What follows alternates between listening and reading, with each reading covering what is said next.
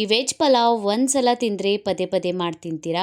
ತುಂಬಾ ಟೇಸ್ಟಿಯಾಗಿರುತ್ತೆ. One pot ರೆಸಿಪಿಯಾಗಿದೆ. ತುಂಬಾ ಸುಲಭವಾಗಿ ಮನೆಯಲ್ಲಿರುವಂತಹ ಕಡಿಮೆ ಮಸಾಲೆಗಳಿಂದ ಟೇಸ್ಟಿಯಾದಂತಹ ಈ ವೆಜ್ ಪಲಾವನ್ನು ಮಾಡ್ಕೊಳ್ಬಹುದು. ಹಾಯ್ ನಮಸ್ಕಾರ ಎಲ್ಲರಿಗೂ, ವೆಲ್ಕಮ್ ಟು ಮೈ ಚಾನಲನ್ನು ಯಾರು ಹೊಸದಾಗಿ ನೋಡ್ತಾ ಇದ್ದೀರಾ ಚಾನಲನ್ನು ಸಬ್ಸ್ಕ್ರೈಬ್ ಮಾಡ್ಕೊಳ್ಳಿ, ಬೆಲ್ಲೈಕನನ್ನು ಪ್ರೆಸ್ ಮಾಡ್ಕೊಳ್ಳಿ. ಒಂದು ಪ್ಯಾನನ್ನು ಬಿಸಿ ಮಾಡೋದಕ್ಕೆ ಇಟ್ಟಿದ್ದೀನಿ. ಇದಕ್ಕೆ 4 ಟೇಬಲ್ ಸ್ಪೂನಷ್ಟು ಎಣ್ಣೆಯನ್ನು ಹಾಕ್ಕೊಳ್ಳಿ.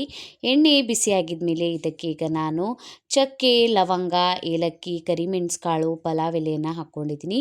ನಿಮ್ಮ ಹತ್ರ ಇರುವಂತಹ ಹೋಲ್ ಸ್ಪೈಸಸ್ಗಳನ್ನು ನೀವು ಈ ಪಲಾವ್ಗೆ ಹಾಕ್ಕೊಳ್ಬೋದು. ಈಗ ಇದಕ್ಕೆ ನಾನು ಒಂದು ಮೀಡಿಯಮ್ ಸೈಜ್ ಈರುಳ್ಳಿಯನ್ನು ಈ ಥರ ಉದ್ದ ಕಟ್ ಮಾಡ್ಕೊಂಡಿದ್ದೀನಿ. ಹಾಕ್ಕೊಂಡ್ಬಿಟ್ಟು ಈರುಳ್ಳಿ ಸ್ವಲ್ಪ ಟ್ರಾನ್ಸ್ಪರೆಂಟ್ ಆಗೋವರೆಗೂ ಇದನ್ನು ಹುರ್ಕೊಳ್ಳಿ. ಈರುಳ್ಳಿ ಈ ಥರ ಸ್ವಲ್ಪ ಟ್ರಾನ್ಸ್ಪರೆಂಟ್ ಆಗಿದ್ಮೇಲೆ ಇದಕ್ಕೆ ಈಗ ಕರಿಬೇವು ಸೊಪ್ಪನ್ನು ಹಾಕ್ಕೊಂಡ್ಬಿಟ್ಟು ಫ್ರೈ ಮಾಡ್ಕೊತಾ ಇದ್ದೀನಿ. ಈಗ ಇದಕ್ಕೆ 1 ಟೇಬಲ್ ಸ್ಪೂನಷ್ಟು ಶುಂಠಿ ಬೆಳ್ಳುಳ್ಳಿ ಪೇಸ್ಟನ್ನು ಹಾಕ್ಕೊಂಡ್ಬಿಟ್ಟು ಹಸಿ ವಾಸನೆ ಹೋಗೋವರೆಗೂ ಇದನ್ನು ಫ್ರೈ ಮಾಡ್ಕೊಳ್ಳಿ. ಫ್ರೈ ಮಾಡ್ಕೊಂಡ್ಬಿಟ್ಟು ಇದಕ್ಕೆ ಈಗ ನಾವು ವೆಜಿಟೇಬಲ್ಸ್ಗಳನ್ನು ಹಾಕ್ಕೊಳ್ಬೇಕು. ಇದಕ್ಕೆ ನಾನು ಒಂದು ಮೀಡಿಯಮ್ ಸೈಜ್ ಆಲೂಗಡ್ಡೆಯನ್ನು ಕಟ್ ಮಾಡಿ ಹಾಕ್ಕೊಂಡಿದ್ದೀನಿ.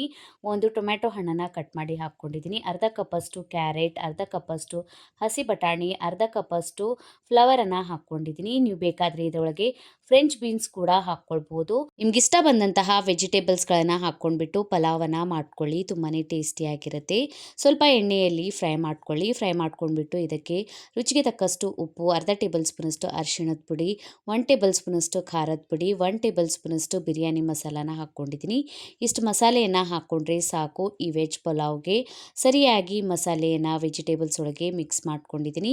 ಈಗ ಸರಿಯಾಗಿ ಮಿಕ್ಸ್ ಮಾಡ್ಕೊಂಡ್ಬಿಟ್ಟು 1-2 ಟೇಬಲ್ ಸ್ಪೂನಷ್ಟು ನೀರನ್ನು ಹಾಕ್ಕೊಳ್ಳೋದ್ರಿಂದ ಮಸಾಲೆ ಸೀದೋಗೋದಿಲ್ಲ. ನೀರನ್ನು ಹಾಕ್ಕೊಂಡ್ಬಿಟ್ಟು ಮೇಲ್ಗಡೆ ಮುಚ್ಚಳನ ಮುಚ್ಚಿ ಇದನ್ನು ಒಂದು 5 ನಿಮಿಷ ಬೇಯೋದಕ್ಕೆ ಬಿಡಿ. ಸರಿಯಾಗಿ ಮಸಾಲೆ ಎಣ್ಣೆ ಬಿಡುತ್ತೆ ಮತ್ತು ತರಕಾರಿಗಳೆಲ್ಲ ಸ್ವಲ್ಪ ಸಾಫ್ಟ್ ಆಗಿಬಿಡುತ್ತೆ. ಈ ರೀತಿ ಮಾಡ್ಕೊಳ್ಳೋದ್ರಿಂದ ಈಗ ಒಂದ್ಸಲ ಸರಿಯಾಗಿ ಮಿಕ್ಸ್ ಮಾಡ್ಕೊಂಡ್ಬಿಟ್ಟು 1 ಕಪ್ಪಷ್ಟು ಬಾಸ್ಮತಿ ಅಕ್ಕಿಯನ್ನು ಸರಿಯಾಗಿ ವಾಶ್ ಮಾಡಿ ಅರ್ಧ ಗಂಟೆವರೆಗೂ ನೆನೆಸ್ಕೊಂಡಿದ್ದೀನಿ.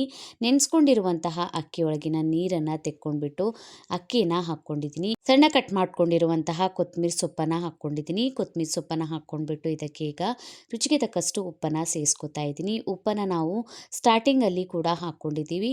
ನೀವು ನೋಡ್ಕೊಂಡ್ಬಿಟ್ಟು ಉಪ್ಪನ್ನು ಹಾಕ್ಕೊಳ್ಳಿ. ಈಗ ಸರಿಯಾಗಿ ಇದನ್ನು ಮಿಕ್ಸ್ ಮಾಡ್ಕೊತಾ ಇದ್ದೀನಿ. ಅಕ್ಕಿ ಮತ್ತು ತರಕಾರಿಗಳನ್ನು ಒಂದ್ಸಲ ಈ ರೀತಿ ಸರಿಯಾಗಿ ಮಿಕ್ಸ್ ಮಾಡ್ಕೊಂಡ್ಬಿಟ್ಟು 1 ಕಪ್ಪು ಬಾಸ್ಮತಿ ಅಕ್ಕಿಗೆ ನಾನಿಲ್ಲಿ 2 ಕಪ್ಪಷ್ಟು ಬಿಸಿ ನೀರನ್ನು ಹಾಕ್ಕೋತಾ ಇದ್ದೀನಿ. 2 ಕಪ್ಪಷ್ಟು ಬಿಸಿ ನೀರನ್ನು ಹಾಕ್ಕೊಳ್ಳಿ. ಬಿಸಿ ನೀರನ್ನು ಹಾಕ್ಕೊಳ್ಳೋದ್ರಿಂದ ಪಲಾವ್ ಬೇಗ ರೆಡಿ ಆಗುತ್ತೆ. ಸರಿಯಾಗಿ ಒಂದ್ಸಲ ಮಿಕ್ಸ್ ಮಾಡ್ಕೊಳ್ಳಿ. ಮಿಕ್ಸ್ ಮಾಡ್ಕೊಂಡ್ಬಿಟ್ಟು ಇದರ ಮೇಲ್ಗಡೆ ಮುಚ್ಚಳನ ಮುಚ್ಚಿಬಿಟ್ಟು ಹೈ ಫ್ಲೇಮ್ನಲ್ಲಿ ಒಂದು 10 ನಿಮಿಷ ಬೇಯಿಸ್ಕೊಳ್ಳಿ. 10 ನಿಮಿಷ ಆಗಿದ್ಮೇಲೆ ಒಂದ್ಸಲ ಮುಚ್ಚಳನ ತೆಗೆದು ನೋಡ್ಕೊಳ್ಳಿ. ಈಗ ನೋಡಿ ನೀರು ತುಂಬ ಕಡಿಮೆ ಆಗಿಬಿಟ್ಟಿದೆ. ಈಗ ಒಂದ್ಸಲ ಇದನ್ನು ಸರಿಯಾಗಿ ಮಿಕ್ಸ್ ಮಾಡಿ ಗ್ಯಾಸ್ ಫ್ಲೇಮನ್ನು ನಾನು ಮೀಡಿಯಮಲ್ಲಿ ಇಟ್ಕೊಳ್ತಾ ಇದ್ದೀನಿ. ಮೀಡಿಯಮಲ್ಲಿ ಇಟ್ಕೊಂಡ್ಬಿಟ್ಟು ಒಂದು 5 ನಿಮಿಷ ಬೇಯಿಸ್ಕೊಳ್ಳಿ.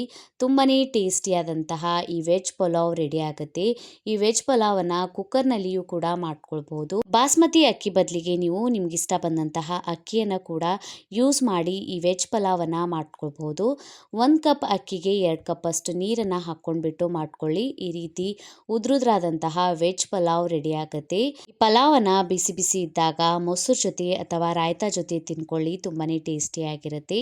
ಮನೆಯಲ್ಲಿ ಒಂದ್ಸಲ ಟ್ರೈ ಮಾಡಿ ನೋಡಿ. ಕಮೆಂಟ್ ಒಳಗೆ ತಿಳಿಸಿ ವಿಡಿಯೋ ಹೇಗೆ ಅನ್ನಿಸ್ತಂತ. ವಿಡಿಯೋ ಇಷ್ಟ ಆಗಿತ್ತಂದ್ರೆ ಲೈಕ್ ಮಾಡಿ, ಫ್ಯಾಮಿಲಿ ಮತ್ತು ಫ್ರೆಂಡ್ಸ್ ಜೊತೆ ಶೇರ್ ಮಾಡ್ಕೊಳ್ಳಿ. ಇದೇ ರೀತಿಯ ವಿಡಿಯೋಸನ್ನು ನೋಡೋಕೆ ಚಾನಲನ್ನು ಸಬ್ಸ್ಕ್ರೈಬ್ ಮಾಡ್ಕೊಳ್ಳಿ. ಇನ್ಸ್ಟಾಗ್ರಾಮ್, ಫೇಸ್ಬುಕ್ಕಿಗೂ ಫಾಲೋ ಮಾಡ್ಕೊಳ್ಳಿ. ಡಿಸ್ಕ್ರಿಪ್ಷನ್ ಬಾಕ್ಸ್ನಲ್ಲಿ ಲಿಂಕನ್ನು ಕೊಟ್ಟಿರ್ತೀನಿ. Thank you for watching.